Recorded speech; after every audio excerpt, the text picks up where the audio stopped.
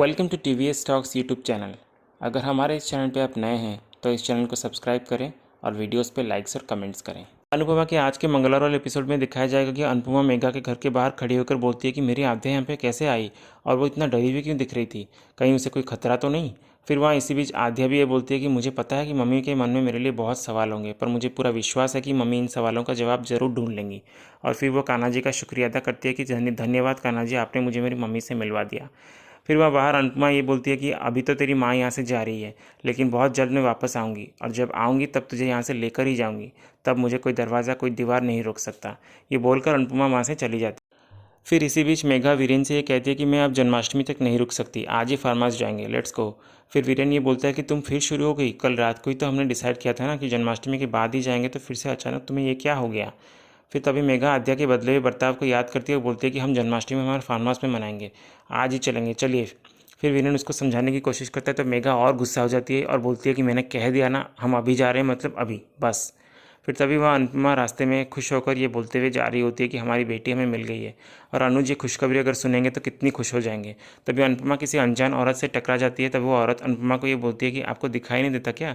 फिर अनुपमा खुश होकर उस औरत को कहती है कि मेरी बेटी मुझे मिल गई है और मेरी खोई हुई बेटी मुझे 7 महीने बाद मिल गई है। तभी वो औरत अनुपमा को गले लगाकर उसको बधाई देती है। फिर अनुपमा बहुत खुश नजर आती है। फिर वहाँ दूसरी तरफ अनुज आद्या के फ़ोटो को देखकर ये बोलता है कि गुड मॉर्निंग बेटा, पता है आपको यहाँ सब बोल रहे हैं कि जन्माष्टमी के दिन मेरा तिथि वाला जन्मदिन होता है, मेरे लिए सब मोर पंख वाला मुकुट भी बनाना चाहते हैं, लेकिन मैं इन सबको कैसे समझाऊं कि एक बेटी के बिना पिता कैसे खुश हो सकता है और कैसे त्यौहार मना सकता है। फिर तभी अनुज की नज़र अनुपमा पे पड़ती है जो बबल्स उड़ा रही होती है। अनुज ये पूछता है कि ये सब क्या है। फिर अनुपमा बोलती है कि बबल्स है, आपको याद है ये किसको पसंद है, हमारी छोटी को, इसलिए जब वो आएगी तो उस पर उड़ाएंगे। फिर अनुपमा ये बोलती है कि हमारी छोटी हमें मिल गई अनुज, मैंने आज हमारी छोटी को देखा और उसने भी मुझे देखा, पर हम मिल नहीं सके, सिर्फ दूर दूर से देखा हम दोनों ने एक दूसरे को, और वो एकदम ठीक है, खुश नहीं है, पर हम जब उसे अपने घर वापस ले आएंगे तो वो खुश हो जाएगी। ये बोलकर खुशी से अनुपमा अनुज के गले लग जाती है। फिर अनुज तभी अनुपमा को बोलता है कि अगर तुम्हें छोटी को देखा तो उसे तुम अपने साथ क्यों नहीं लेकर आई, तुमने बोला ना कि वो खुश नहीं थी, तो तुमने वहाँ उसे अकेला क्यों छोड़ दिया, अपने साथ क्यों लेकर नहीं आई। फिर अनुपमा ये बोलती है कि मैं इसलिए उसे अपने साथ नहीं ला पाई क्योंकि जहाँ पर वो है वहाँ हमें सोच समझ कर कदम कदम उठाना पड़ेगा, वरना उसकी जान को खतरा हो सकता है। फिर अनुज ये बोलता है कि एक बात मैं समझ नहीं पा रहा हूँ कि तुम अच्छे से जानती हो कि मैं अपनी बेटी के लिए कितना तड़प रहा हूँ, और तुमने मेरी बेटी को देखा और तुम्हें पता भी है कि वो कहाँ पर है, लेकिन तुम उसको अपने साथ नहीं लेकर आई। क्यों नहीं लाई तुम उसे, तुम अगर खुद नहीं ला सकती थी तो मुझे कहती, हम पुलिस की मदद ले लेते। फिर अनुज अचानक अनुपमा पे गुस्सा होता है और बोलता है कि क्यों नहीं लाई तुम उसे वापस, साबुन के गुब्बारे बना रही हो लेकिन मेरी बेटी को वापस नहीं ला पाई तुम, मुझे बताया तक नहीं, और यहाँ आके गले लग के ये कह रही हो कि हमारी बेटी जल्द आ जाएगी। जल्द क्यों, आज क्यों नहीं, क्या तुम जानती नहीं कि मैं अपनी बेटी के लिए कितना तरस रहा हूँ। फिर अनुज अनुपमा को ये बोलता है कि तुम मेरे साथ चलो उसी घर पर, मैं अपनी बेटी को लेकर आऊँगा, मुझे कोई नहीं रोक सकता। फिर अनुपमा ये बोलती है कि अनुज अभी जाना ठीक नहीं है, उसकी जान को खतरा होगा। फिर अनुज ये बोलता है कि गलती मेरी ही है, मैं गलत समझ रहा था, और तुम वैसे भी कैसे बताओगी क्योंकि तुम्हें तो पता ही नहीं कि मेरी बेटी कहाँ पर है, तुम मुझे सिर्फ धोखा देते आ रही हो, झूठी उम्मीदें दे रही हो। अब मुझे समझ आ गया कि उस दिन जब मंदिर में मैंने आद्या को देखा था तो वो आद्या नहीं थी, मेरा वहम था, और मेरी वहम को सच करने के लिए तुमने मुझसे ये झूठी उम्मीद दे दी कि मेरी बेटी ज़िंदा है, और तुम चाहती थी कि मैं तुम पे विश्वास करूं। क्यों कर रही हो तुम ऐसा, मैं अब तक तुम्हारी हर बात मानते आ रहा हूं, पर अब नहीं, बस बहुत हो गया। तुम ये सब इसलिए कर रही हो ना कि तुम्हें लगता है कि मैं पागल हो रहा हूँ। हाँ, मैं सच में पागल हो रहा हूँ, मुझे तुम्हारी कोई बात नहीं सुननी। फिर अनुपमा अनुज को समझाते हुए कहती है कि अनुज प्लीज़ आखिरी बात मेरी बात का यकीन कर लीजिए। पर अनुज उसकी बातें नहीं सुनता और बोलता है कि प्लीज़ एक बेबस बाप को झूठी उम्मीदें मत दो, मैं अपनी बेटी के यादों के सहारे जी लूँगा, और ज़्यादा से ज़्यादा क्या होगा, ये बेबस बाप मर जाएगा। ये बोल के अनुज वहाँ से चला जाता है। फिर अनुपमा रोते हुए ये कहती है कि ऐसा मत बोलिए अनुज जी, मुझ पे आखिरी बार विश्वास कर लीजिए। फिर अनुपमा ही बोलती है कि ठीक है, आपको मेरी बातों पे यकीन नहीं है तो ना सही, पर अपनी आंखों पर तो विश्वास करेंगे ना, इसलिए अब चाहे कुछ भी हो जाए मैं हमारी बेटी को आपके सामने लेकर ही आऊँगी, उसके लिए चाहे मुझे कुछ भी क्यों ना करना पड़े।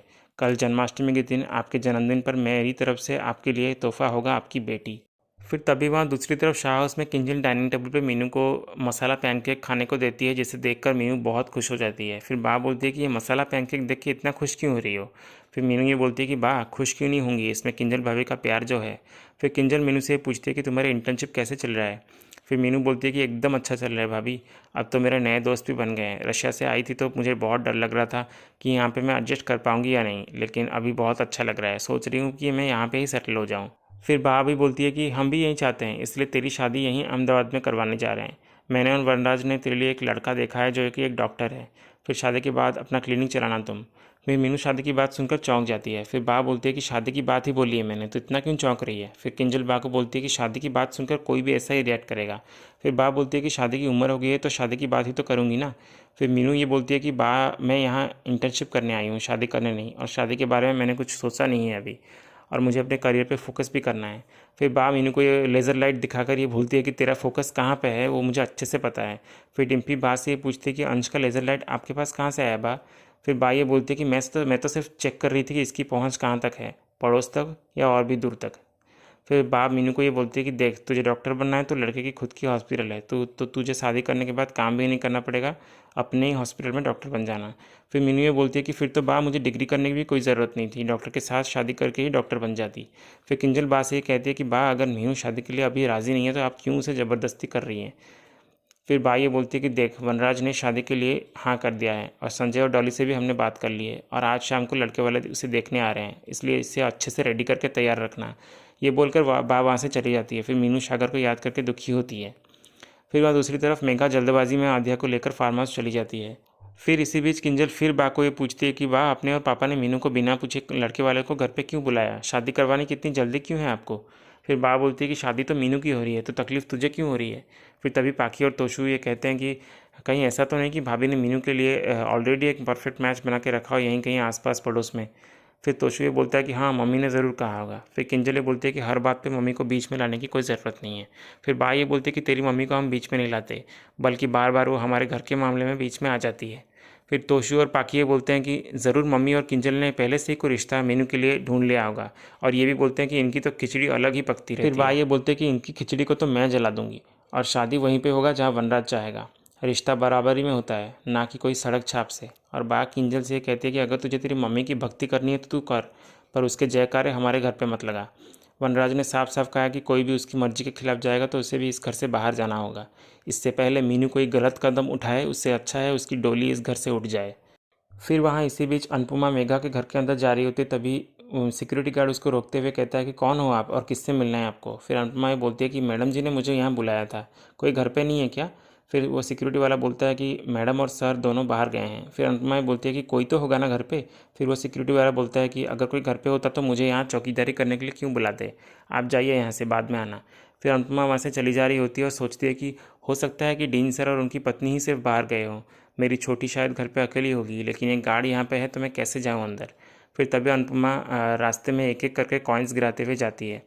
फिर वो गार्ड उन कॉइन्स को देखकर अपनी जगह से उठता है और सारे कॉइन्स को उठा लेता है। तभी अनुपमा इस बात का फ़ायदा उठाते हुए घर तक पहुंच जाती है और बाहर खिड़कियों को खोलने की कोशिश करती है, पर कोई खिड़की नहीं खुलती। फिर वहाँ दूसरी तरफ सागर और मीनू किसी रेस्टोरेंट पर मिलते हैं और सागर मीनू से कहता है कि तुमने मुझे अर्जेंट यहाँ पर क्यों बुलाया और तुम रो क्यों रही हो, बताओ क्या हुआ। फिर मीनू ये बोलती है कि अगर मैं तुम्हें ये कहूँ कि मेरे मामा ने मेरा रिश्ता पक्का कर दिया है और आज लड़के वालों को बुला रहे हैं मुझे देखने के लिए, तो क्या तुम्हें कुछ फ़र्क पड़ेगा।